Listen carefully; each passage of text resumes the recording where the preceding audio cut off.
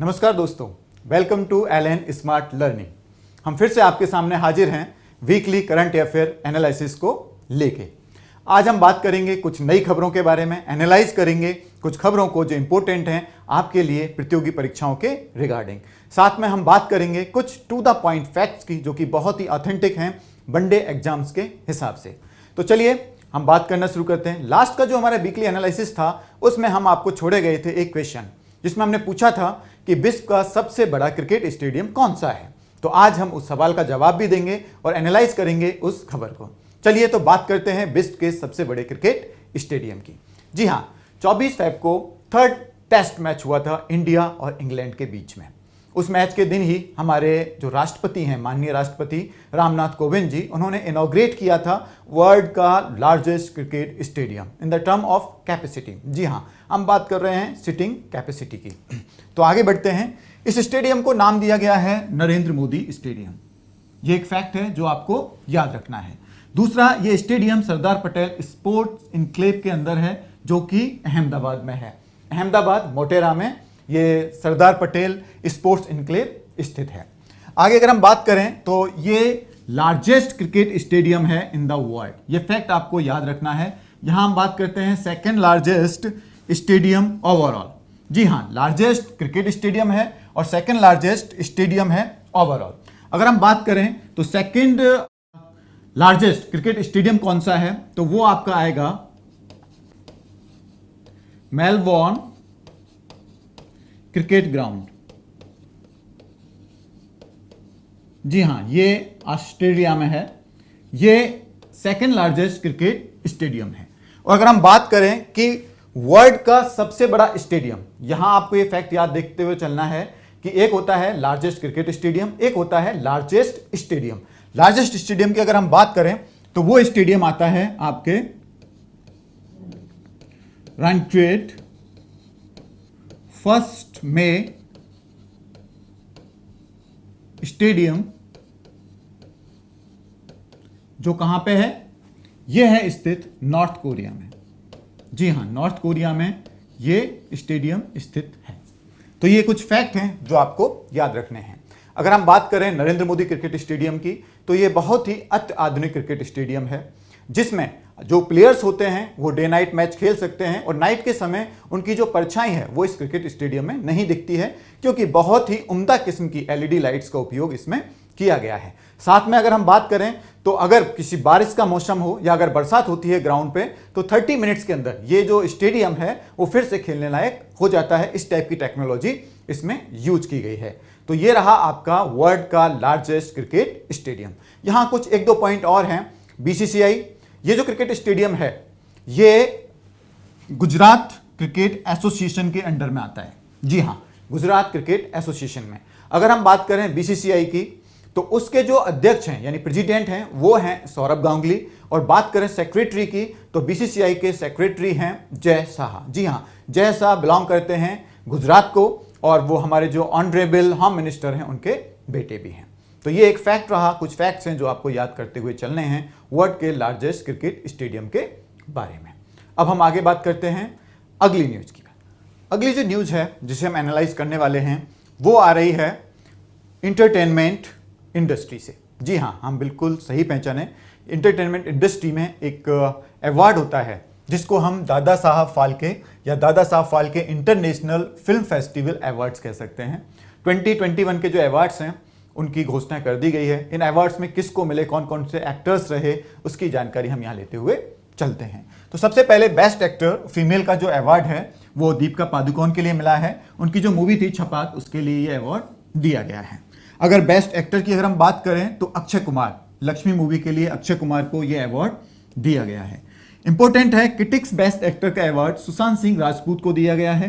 सुशांत सिंह राजपूत की जो मूवी थी दिल बेचारा, उसके लिए यह अवार्ड दिया गया है। सुशांत सिंह राजपूत को यह अवार्ड मरणोपरांत दिया गया है, ये आप सब जानते हैं।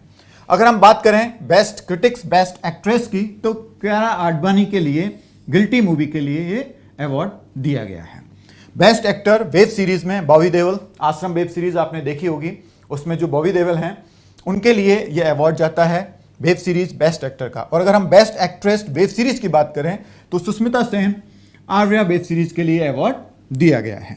बेस्ट वेब सीरीज रही है स्कैम 1992, हर्षद मेहता के ऊपर बेस्ड है वेब सीरीज और इसके लिए बेस्ट वेब सीरीज का अवार्ड इस बार का दिया गया है।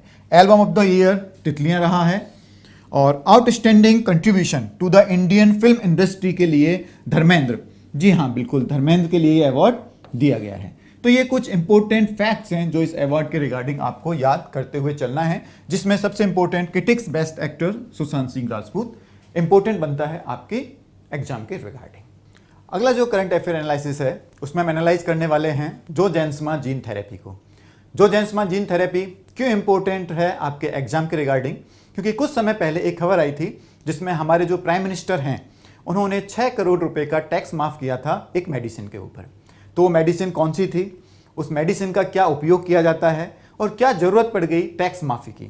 देखिए एक बच्ची थी कीरा कामत, या एक बच्ची है कीरा कामत, उस बच्ची को एक बीमारी थी। उस बीमारी के लिए उसके जो पेरेंट्स थे उन्होंने बाहर से एक मेडिसिन मंगाई। उस मेडिसिन के लिए उन्होंने क्राउड फंडिंग की। वो मेडिसिन करोड़ों रुपए की थी। इवन उसका जो टैक्स था, जो इंडियन गवर्नमेंट उसके ऊपर टैक्स ले रही थी, वही 6 करोड़ रुपए का था। तो उस टैक्स को माफ करने के लिए उन्होंने पीएमओ को एक लेटर लिखा और हमारे जो प्राइम मिनिस्टर हैं उन्होंने वो टैक्स माफ किया। ये न्यूज़ काफ़ी रही, लोगों में जिज्ञासा रही कि ऐसी कौन सी मेडिसिन है जिसपे सिर्फ टैक्स ही 6 करोड़ रुपए लग रहा है। तो हम उस मेडिसिन के बारे में बात करते हैं। वो जो मेडिसिन है वो जोन्समा जीन थेरेपी है। जोन्समा जीन थेरेपी है ये एक इंजेक्शन, यानी आप कह सकते हैं one time injection therapy type से यूज होती है और ये रिप्लेस करती है डिफेक्टिव जीन्स को विद द नॉर्मल जीन्स। इसमें जो यूज होता है वो होता है वायरल वेक्टर का। जी हाँ, वायरल वेक्टर यानी वायरस को यूज किया जाता है रेक्टिफाई करने के लिए उस जीन को। जो वायरस होता है वो कुछ स्पेशल प्रोटीन्स बनाता है और वो प्रोटीन्स हैं वो सेल का जो डिफेक्टिव जीन है उसको रिप्लेस करते हैं। ये जो मेडिसिन है ये यूज की जा सकती है लेस देन 2 ईयर्स, यानी जो बच्चे जिनकी उम्र 2 साल से कम है तभी इसका उपयोग करना बेहतर रहता है। बाद में इसका जो इफेक्टिवनेस है वो कम हो जाती है। आगे अगर हम बात करें तो ये यूज की जाती है एसएमए के लिए, यानी स्पाइनल मस्कुलर एट्रोफी के लिए। ये इस जो बीमारी है पर्टिकुलर, इसमें इसका यूज अभी इन दिनों किया जा रहा है। एसएमए जो है उसमें मस्कुलर डिसऑर्डर टाइप के आते हैं। आपकी जो मसल्स हैं वो काम करना बंद कर देती हैं और ये होता है एक मोटर न्यूरॉन की वजह से। जो मोटर न्यूरॉन होता है वो कंट्रोल करता है आपके मसल मूवमेंट को और इसी की वजह से या इस न्यूरॉन की कमी की वजह से ही बीमारी है जिसे हम एसएमए के नाम से जानते हैं वो होती है। तो ये कुछ फैक्ट हैं रिगार्डिंग योर एग्जाम जो आपको याद रखने हैं। सबसे इंपॉर्टेंट बनता है जोन्समा जीन थेरेपी। अब आगे बात करते हैं कार्बन वॉच की। जी हाँ, Chandigarh became the first state और union territory to launch carbon watch. ये एक मोबाइल एप्लीकेशन है जिसमें जो इंडिविजुअल हैं वो अपने कार्बन फुटप्रिंट्स को माप सकते हैं। तो बात करते हैं कार्बन वॉच की। सबसे पहले जो फैक्ट आपको याद रखना है, चंडीगढ़ यहाँ ये सबसे पहले लॉन्च हुआ है मोबाइल एप्लीकेशन। इसमें क्या होता है कि इस एप्लीकेशन को कोई भी एक पर्सन इस एप्लीकेशन को डाउनलोड करता है। डाउनलोड करने के बाद इसमें कुछ डिटेल्स फिल करने होते हैं जिसमें water, energy, waste generation and transports, इससे रिलेटेड जो डिटेल्स हैं वो हम इस एप्लीकेशन में फिल करते हैं। अगर आगे देखें तो ये जो मोबाइल एप्लीकेशन है ये automatically carbon footprints of the individual उसको कैलकुलेट कर देता है। तो आगे बात करते हैं कार्बन फुटप्रिंट्स की। कार्बन फुटप्रिंट्स होते हैं total amount of green house gases including carbon dioxide and methane that are generated by our actions. हमारे जो एक्शंस होते हैं डे टू डे लाइफ के उसमें कितना हम जनरेट करते हैं कार्बन डाइऑक्साइड, मीथेन या अदर ग्रीन हाउस गैसेज। आगे बात करें अगर इंडिया की, तो इंडिया सालाना 3 gigatons of CO2 equivalent of green house gases generate करता है। यहाँ CO2 equivalent of green house gases ये होता है कि हर ग्रीन हाउस गैस का अपना एक वार्मिंग पोटेंशियल होता है। तो उसके इक्विवेलेंट CO2 का जितना वार्मिंग पोटेंशियल होता है उससे हम एक यूनिट बनाते हैं और उसे हम equivalent CO2 of green house gases के नाम से जानते हैं। आगे हम बात करते हैं इंडिया का जो एमिशन है वो 7% है ग्लोबल का। इंडिया अभी डेवलपिंग कंट्रीज में आता है और सिर्फ 7% जो ग्लोबल एमिशन है उसका इंडिया में होता है ग्रीन हाउस गैसेज का। Next is IMI 300। नाम सुनते ही ऐसा लगता है जैसे कि किसी एक्शन मूवी का कोई थ्रिलर सीक्वेंस है। जी हाँ, ये बिल्कुल एक एक्शन है against disease that can be prevented by vaccines. तो आप बात करते हैं हम IMI 300 के बारे में। देखिए सबसे पहले IMI है इंटेंसिफाइड मिशन इंद्रधनुष। जी हाँ, जो मिशन इंद्रधनुष था वो इंडियन गवर्नमेंट ने दिसंबर 2014 में लॉन्च किया था और उसका ही जो लेटेस्ट वर्जन है वो IMI 3.0 के रूप में हमारे सामने है। इसका जो फोकस है वो उन चिल्ड्रन और प्रेग्नेंट वुमेन के ऊपर है जिनको की जो वैक्सीन की डोज थी वो नहीं मिल पाई थी कोविड-19 पैंडेमिक की वजह से। तो इसलिए 3.0 ये एक इंटेंसिव प्रोग्राम रहेगा वैक्सीनेशन का, जो कि फरवरी 2021 से लेके मार्च 2021 तक all over India carry on किया जाएगा। अगर हम बात करें तो ये जो वैक्सीनेशन है वो 12 वैक्सीन प्रिवेंटेबल डिजीजेज के अगेंस्ट, या कह सकते हैं PVD के अगेंस्ट यूज किया जाता है। तो दिस इज IMI 3.0। अब हम आगे बात करते हैं कोवैक्स की। What is Covax? देखिए कोवैक्स एक इनिशिएटिव है WHO का। इस इनिशिएटिव के तहत ऐसे बहुत सारी जो पुअर कंट्रीज हैं वर्ल्ड में, जहां पे कोरोना के अगेंस्ट वैक्सीन डेवलप नहीं हो पाए हैं या फिर वो वैक्सीन इंपोर्ट नहीं कर सकते, उनकी इकोनॉमी अलाउ नहीं करती उन्हें, तो ऐसी कंट्रीज के लिए WHO 2 ग्रुप्स के साथ मिलके, पहला ग्रुप है द गावी वैक्सीन अलायंस, दूसरा है coalition for epidemic preparedness innovations, CEPI के नाम से भी जाना जाता है। ये मिलके एक पहल किए हैं और उस पहल के तहत जो वैक्सीन हैं वो ऐसी कंट्रीज को पहुंचाए जाते हैं। कोवैक्स के साथ इंडिया कैसे लिंक्ड है ये भी हम देखते हैं। देखिए अभी घाना एक अफ्रीकन कंट्री है, वहां पे पहली खेप इन वैक्सीन की पहुंची है और जो वैक्सीन वहां पहुंचे हैं वो हैं एस्ट्राजेनेका ऑक्सफोर्ड वैक्सीन, यानी कोविशील्ड, जो इंडिया में ही प्रोड्यूस किए जाते हैं। ये वैक्सीन है कोविशील्ड और ये सीरम इंस्टीट्यूट ऑफ इंडिया में इसका प्रोडक्शन किया जाता है।